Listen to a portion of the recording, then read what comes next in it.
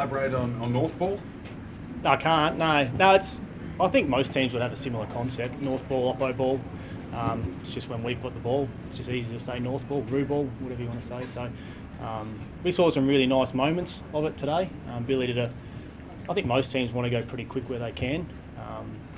First quarter, it's fair to say we probably went too quick at times, turned the ball over, which really played into Collingwood's game style off half back and rebound, and looked pretty damaging early for us. But once we probably played the game a bit more on our terms and went slow and then quick at times, it allowed us to defend better and behind the ball. What was the most pleasing thing from a coaching perspective? I think besides getting the win, round 24, there's a lot of talk about winning the last game last year, but when you're with a team that hasn't won much footy, winning culture is really important. So besides the win, that was really important. But you can see the boys really trying to put into play what we've practiced over the pre-season. Ran the game out well. You can see some defensive system that we're trying to get. The North Ball stuff where we're trying to move it at speed, but then also play a little bit of tempo at the same time. So I think across the whole ground there was nice play, and then our stoppage work was quite solid all day. When you see Colin McKercher with the ball in his hand, does it put a bit of a spring in your step? I mean, it looks ready-made, doesn't it? Well, not my step, it doesn't, but I'm sure the forwards it does, yeah. So he's fitted in. I know George covered this quite well before. He's fitted in really nicely with the club. It's fair to say we're looking to get a little bit more rebound off our back half, and he's one of those players that allows that. When you've got like him, Sheasel, Wardlaw, like guys that are in there coming straight in and they can make an impact, I mean that must make such a difference, because maybe 10 years ago guys would take a lot longer to come on. These guys are good to go on. Well, I think the systems now that are in place at the underage level, more kids are now more developed. The coaching down there, the training they do, they're stepping right into AFL footy. I'm sure Harley Reid will do the same thing. We had a couple last year with Sheasel and George, and Riley Hardiman came on the second half and did some really nice stuff today. So I think you're seeing across the league now kids are coming in as 18, 19-year-olds and they're ready to go. Jed, rather than us peppering you with names, who did you like out there? I think there were really nice games from a lot of players. I thought Big X was really good inside. Probably got control of the hit-outs and then did some nice stuff around the ground as well. And I think besides that, I think everyone was able to play a role and step up in certain ways. Did you like what you saw up forward? We know what Nick Larkey can do, and he obviously did that today. We had a Paul Curtis, he had a couple of others chipping in as well. Well, I'm not the forward coach, but I'm sure little X is in Xavier Clark. And I think, it was nice to see some more guys pop up. And I think, though, this is a lot of it's on the back of how we move the ball. I don't know the stat from what it was last year, but trying to get another 5 to 10 inside 50s a game will help that. Allows you to probably defend a little bit better behind the play, win contests inside, go forward more. So I think if we can get more inside 50s, it just allows PC and Bull and Cooper Harvey, Blakey Drury, Steve-O, those guys to get involved in the play more. That increased focus on offence, and obviously George talked about it as well. Is there an acceptance that, given it is a young group and you're still working things out, there might be times where you're going to get hurt the other way, and you want to take the game on a bit more and accept that's going to be the case? You might see that across the league. It's fair to say, Collingwood won the premiership last year, getting to half-back and rebounding as quick as they could through the corridor. You might see most teams might do the same thing, and there'll be times you've got to give up some plays. Hopefully what you're trying to do is set the field behind the play where if you do turn it over, you can still try and defend it at the same time. It'll be interesting to watch come round zero. Jed, we've asked you about Larkey.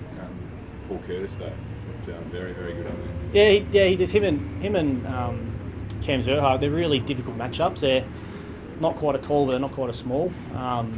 So, as we said before, if we can get enough supply into them, potentially get some one-on-one looks as well by moving the ball a little bit quicker, it's a really dangerous look for us. So hopefully we can utilise those two players a lot more. Lots of interest in Dylan Stevens dating back to October. How have you viewed his first pre-season? Looked like he came in today and made an impact? Yeah, he has. He's been really solid.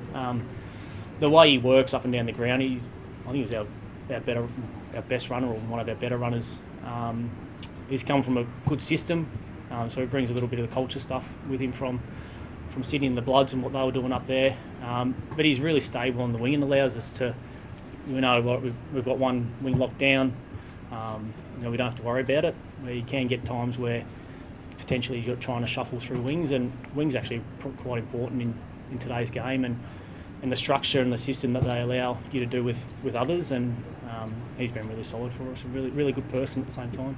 You've been missing a bit of experience with your tools down back. How do you see the guys today? I thought they were terrific. Yeah, I thought early it was probably more of our offence that probably hurt our defence early. Once we potentially sorted that out, made a couple of slight changes. I thought the big three down there, plus Goda, who's almost your fourth, were really solid for us. We know they're missing a few players at the same time, but all we can do is play against who was out there, and our position and contest work was good. Charlie Comben wasn't out there today. Any reason? No, he just pulled up a bit sore from the intra-club, so we weren't taking any risks. He might have a look at St Kilda. We'll just see where he's at through the week. Do you factor in Collingwood, Pendlebury out today, Howe, Sidebottom, Crisp, and a number of others? Do you factor that in when you're reflecting on today's performance? We don't. No. We can only play against who's there. They might be out there and we might still win the game. No one knows. We're probably looking at it. We're probably premiership favourites now if we've beaten Collingwood. So that's how you can look at it. But I mean, we're here to worry about us.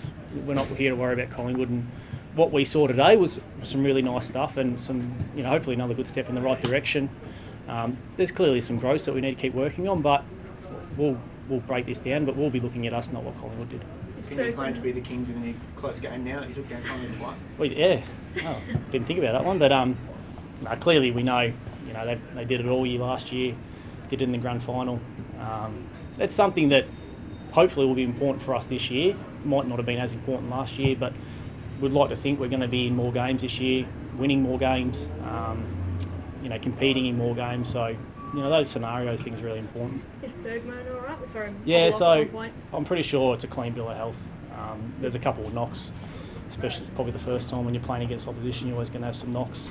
But I think across the 27, 28 players that were out there, they're all pretty clean. Just because it has come up, Taryn, what's the latest that you guys know? You definitely aren't. George was definitely the wrong person to ask, and I'm not far behind him. So, no, look, clearly the AFL are dealing with that, and we'll let Jen and Todd deal with that. Right now we're here to focus on footy, and we get a little bit of a break. I think it's about 9 or 10 days, and we've got St Kilda after that. Just on Charlie, you said soreness. What was the soreness? Is there an injury? Is it sore in the calf? Comden? Yeah. No, I think it's around his foot somewhere. It's nothing severe. No, it's just probably could have played. But when you've got someone that's missed a little bit of footy, you're still in the pre-season. You'd rather make sure you get them cherry right before you bring him in. As coaches, do you still plan with Taryn in mind at all? Is he sort of off the board at the moment in terms of your meetings and that sort of stuff? Well, right now we can only focus on the players that are there. The guys that are there's people at the club that are looking after that. We can only look at the 42 players that are at the club still. If we start taking our energy away from those guys, it's unfair for them. So Taryn's getting looked after, and he's got people looking after him, but our job is to look after the guys that are there.